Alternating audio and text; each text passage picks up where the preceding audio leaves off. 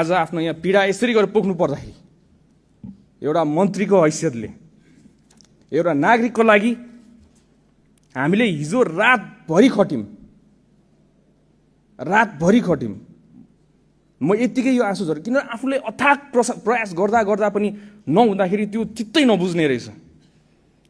देशको कुन चाहिँ संयन्त्र चलाए, जुन संयन्त्र नेपाल प्रहरी, ट्राफिक प्रहरी जसरी पहिला नेताको मात्र रक्षा गर्नुलाई आज हिजो राति तपाईँ हेर्नु होला, त्यहाँ रातभरि नेपाल प्रहरी, ट्राफिक प्रहरीहरू बाटोभरि उभिएर बसेका थियो। उहाँहरू VVIP सेक्युरिटी दिएर कसको लागि? गणेश नेपालीको सेफ ट्रान्सफर एयरपोर्टको लागि। रातभरि सुतेका छैनन् उहाँहरू पनि आफ्नो नागरिकको रक्षा गर्नको लागि।